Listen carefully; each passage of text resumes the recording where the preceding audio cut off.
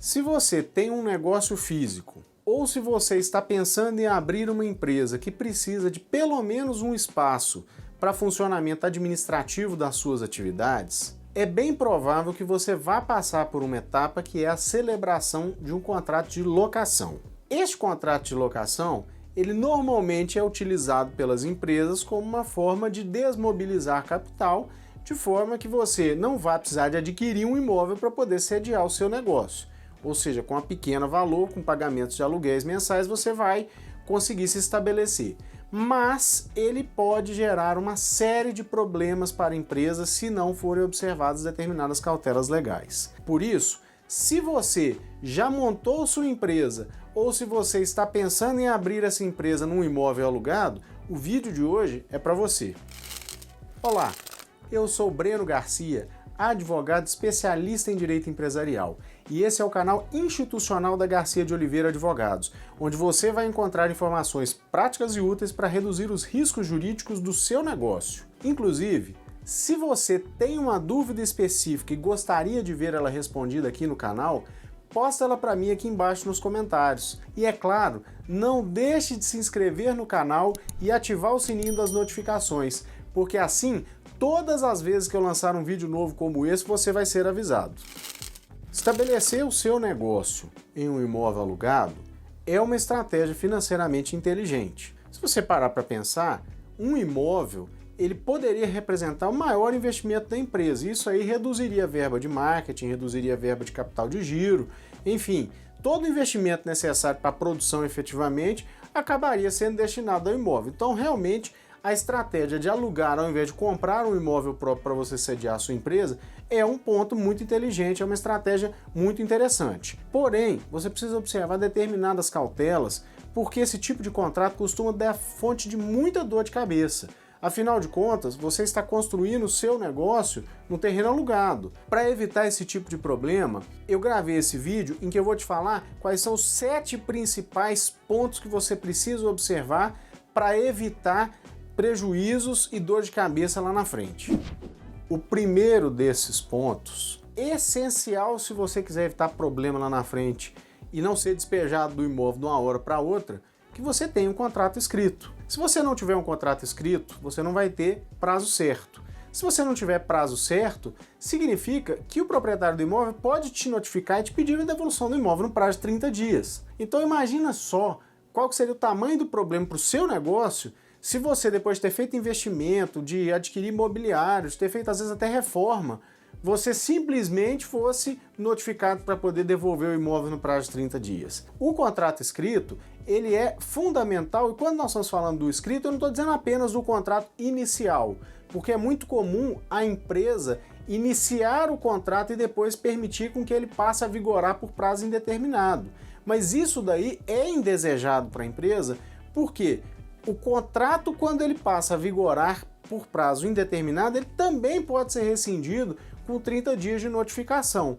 De forma que você precisa ter o contrato escrito e nele também constar qual que é o prazo de validade do aluguel. Dessa forma, você está devidamente resguardado a respeito do seu contrato de locação. A segunda cautela que é recomendada é você reconhecer firma do contrato. Por que reconhecer firma? Porque o documento legal que vai comprovar a data em que aquela assinatura foi realizada, além de comprovar a autenticidade dela, é o reconhecimento de firma. A não ser que o contrato seja firmado digitalmente e exclusivamente através de certificado digital dentro do ICP Brasil, você não teria como comprovar com 100% de certeza jurídica que aquele documento foi assinado numa determinada data. E então, você tem uma série de discussões aí que podem gerar, inclusive, discussões a respeito de fraude nessa locação. Nós já tivemos casos aqui dentro do escritório em que houve uma locação e que nós conseguimos desconstituir uma determinada locação, provando que ela, na verdade, tinha sido fraudulenta com o objetivo específico de fraudar credores. Então, é essencial que você tenha o reconhecimento de firma, porque se você enfrentar, ou melhor, se o proprietário do seu imóvel tiver problema na justiça com terceiros, você consegue comprovar através do seu contrato que tem certeza jurídica pelo reconhecimento de firma, qual foi a data e quem foram os responsáveis por assinar aquele documento. O terceiro ponto, que já foi antecipado no primeiro, são os prazos. Mas aqui eu quero trazer para você uma outra abordagem.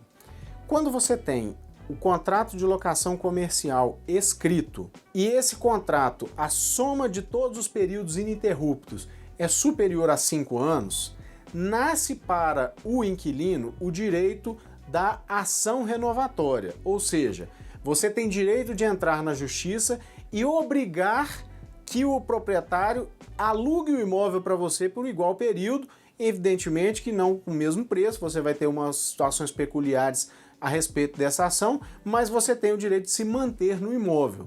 E para alguns negócios especificamente, isso é um direito muito importante, principalmente quando você está falando de situações em que você, como inquilino, é que fez a edificação do imóvel ou fez reformas consideráveis e teria todo o prejuízo se você perdesse a posse daquele imóvel num determinado período.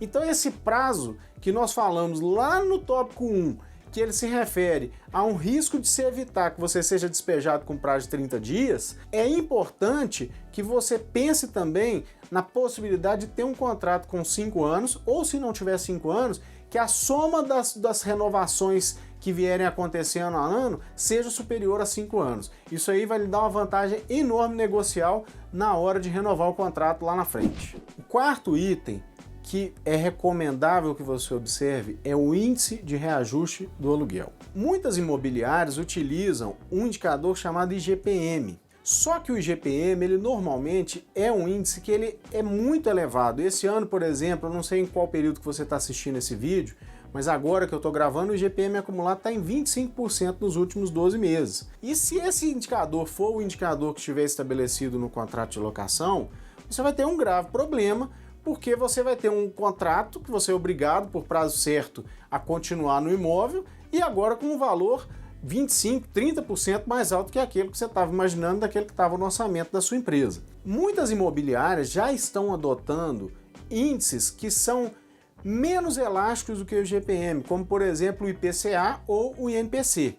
Esses índices estão tendo aí um reajuste na faixa de 5%, 6% mais ou menos nesse período, e é um número muito menor, muito mais fácil você conseguir lidar com ele e negociar com o proprietário do imóvel do que com o IGPM de 30%. Por isso, a quarta recomendação que eu trago para você é: fique de olho no índice de correção dos aluguéis. Ele pode gerar um grave problema lá na frente.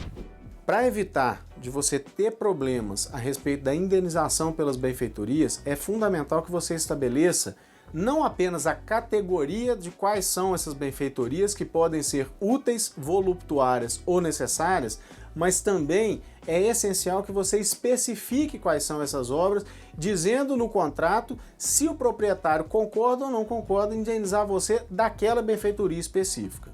Ah, Breno, mas eu já tenho o contrato escrito. Faça um aditivo. Basta você fazer um aditivo contratual e incluir aquilo dali que está resolvido o seu problema e você está resguardado juridicamente. Por isso, a quinta dica é: não realize obras ou implemente melhorias dentro do seu imóvel que está alugado sem que você tenha previamente definido em contrato ou aditivo contratual de quem vai ser a responsabilidade pelo custeio daquela obra.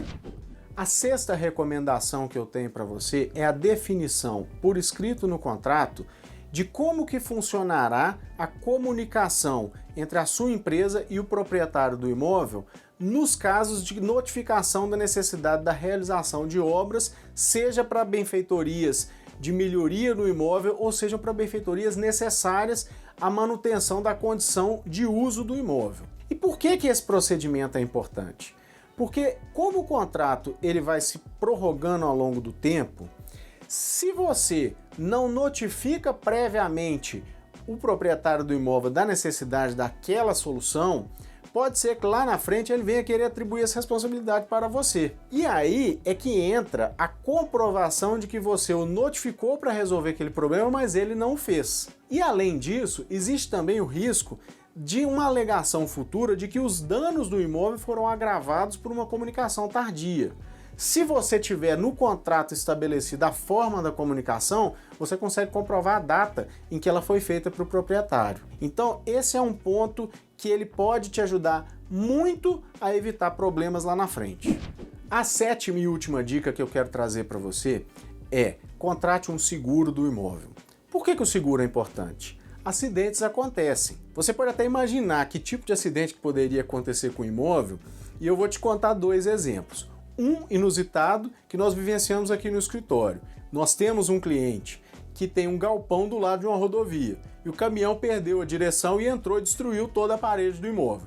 É um dano improvável na grande maioria dos casos, mas tem um que é possível de acontecer, que é o incêndio. O incêndio, ele pode gerar uma deterioração integral do imóvel e você pode vir a ser responsabilizado por indenizar o proprietário uma vez que está na posse do imóvel. Por isso, o seguro, cujo custo é pequeno, vale muito a pena e ele ajuda a prevenir um grave problema que pode acontecer lá na frente numa situação catastrófica dessa. Por último, para você que ficou comigo até o final, eu tenho uma oitava dica extra para você evitar problemas jurídicos com seu contrato de aluguel. E talvez depois que você ouvi-la, você pode até pensar que ela não é tão importante assim. Mas, na verdade, em várias auditorias e due diligence que participamos, já identificamos esse tipo de problema em contratos diversos. Assine o contrato e cobre da outra parte assinar também. Não adianta nada você cumprir tudo que você estabeleceu nos itens anteriores, negociar um contrato bem feito se o contrato não for assinado. Isso aí não te dá garantia nenhuma porque o contrato simplesmente não existe. Então é muito importante que esse contrato seja assinado. E quando eu estou dizendo assinado, eu estou dizendo rubricado em todas as páginas e assinado na última. Porque senão, se o contrato for simplesmente assinado na última página, amanhã como é que você comprova que as outras faziam parte do mesmo documento? É fundamental que você tenha o contrato totalmente assinado. E assim você vai se preservar e vai garantir que o seu direito vai ser respeitado lá na frente. Então é isso, eu espero que você tenha gostado do vídeo de hoje. E se você gostou, não esquece de dar o seu like, se inscreve no canal e ativa o sininho das notificações. E além disso, compartilhe esse vídeo também com seus amigos ou parentes que têm uma empresa. Pode ser que eles estejam com uma necessidade de informação que está resolvida nesse vídeo, ou pode ser que eles estejam até mesmo com um problema e esse vídeo vai ajudá-los a resolver esse problema. E por último, eu queria te convidar para visitar a nossa área de materiais para downloads. O link está aqui embaixo na descrição e lá tem muito material gratuito e muito útil para você reduzir os riscos jurídicos do seu negócio. Vai lá e visita porque vale muito a pena e vai te ajudar em muitas coisas dentro da sua empresa. Um grande abraço e até o próximo vídeo.